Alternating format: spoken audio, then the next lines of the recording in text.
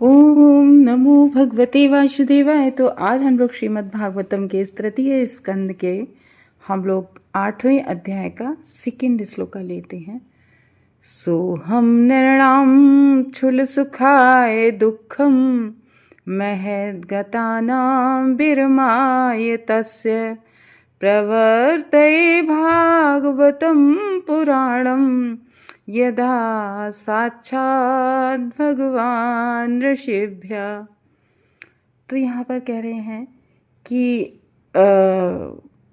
मैत्रेय ऋषि कह रहे हैं अब मैं श्रीमद् भागवत पुराण से प्रारंभ करता हूँ, क्योंकि उन्होंने पूछा था ना कि विदुर महाराज ने कि हमें जो हमने पूछे हैं वो भी नहीं भी पूछा है, सारा भगवत ज्ञान हमें दीजिए। तो कह रहे हैं कि अब मैं भागवत पुराण से प्रारंभ करता हूँ, जिसे श्री भगवान ने प्रत्यक्ष रूप से महान ऋषियों के इन लोगों के लाभार्थ कहा था। तो प्रत्यक्ष रूप से महान ऋषियों ने, तो यहाँ पर क्यों कहा गया, यहाँ वेद व्यास को भगवान कहा गया क्योंकि वो भगवान के अवतार थे वेद व्यास जी।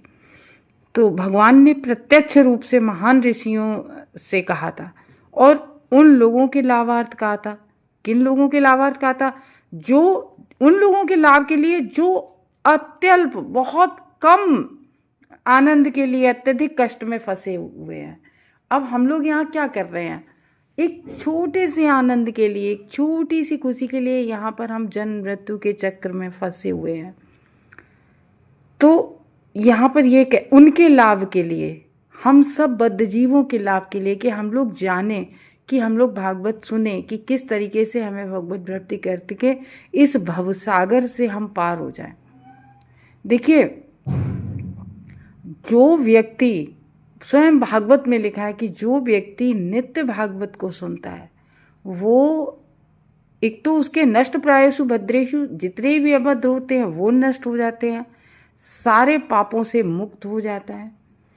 तो मैत्रेय मुनि श्रीमद् भागवत के विषय में बोलने का प्रस्ताव रखा कि हाँ ठीक है, अब मैं तुम्हें सुनाता हूँ, क्योंकि इस भागवतम की रचना विशेष रूप से लोक कल्याण के लिए की गई है। तो मानव समाज की समस्त समस्याओं के समाधान के लिए की गई है। जितनी भी मानव समाज की समस्याएं उन सब का समाधान है भागवतम में। और ये भागवतम जो है ये गुरु शिष्य परंपरा से चली आ रही है। देखो क्यों जरूरी है। हम लोगों ने अभी 2 दिन पहले जाना था ना कि भगवान कृष्ण ने भी अपने गुरु बनाए और भगवान राम के भी गुरु थे, भगवान ने भी अपने गुरु बनाए। और ये किस तरीके से परंपरा में चली आ रही है कि सबसे पहले ज्ञान किसको, भगवान ने स्वयं ब्रह्मा जी को दिया था और ब्रह्मा जी के बाद में ब्रह्मा जी ने अपने पुत्र व अपने शिष्य यानी कि नारद जी को दिया था। नारद जी ने यही ज्ञान अपने शिष्य यानी कि श्रील वेद व्यास को दिया था। वेद व्यास ने, यहाँ पर ये नहीं है कि वेद व्यास श्रील सुखदेव गोस्वामी जो उनके पुत्र थे उन्हें अपने पुत्र की वजह से देना चाह रहे थे, नहीं, क्योंकि वो इस योग्य थे तो इसलिए फिर उन्होंने श्रील सुखदेव को दिया। फिर श्रील सुखदेव ने जब परीक्षित महाराज को सुनाया तो वहाँ सूत गोस्वामी और सारे ऋषिगण भी बैठे थे। फिर सूत गोस्वामी ने जाके फिर जहाँ पर 88,000 शौनक आदि ऋषि बैठे थे उन लोगों को ज्ञान दिया। तो इस तरीके से जो है कि सबको ज्ञान दिया।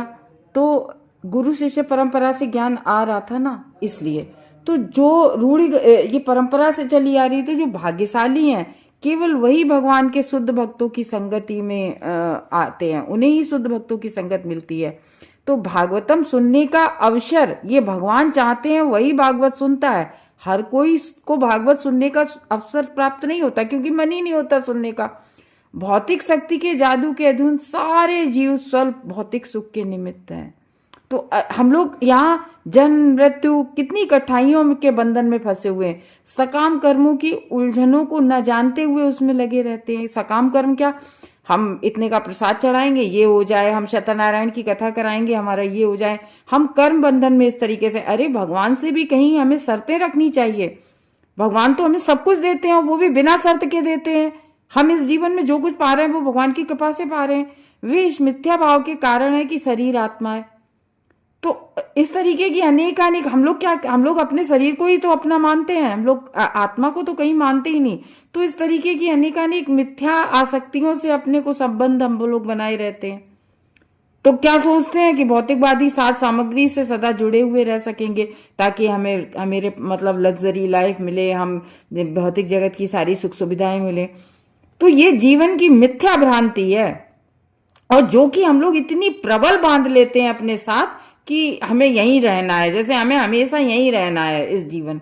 तो मनुष्य श्री भगवान की जो माया शक्ति होती है, जो बहिरंगा शक्ति भगवान की होती है, हम लोग उसी के अधीन जन्म जन्मांतर फंसे रहते हैं और कष्ट उठाते रहते हैं जन्म मृत्यु के चक्र में।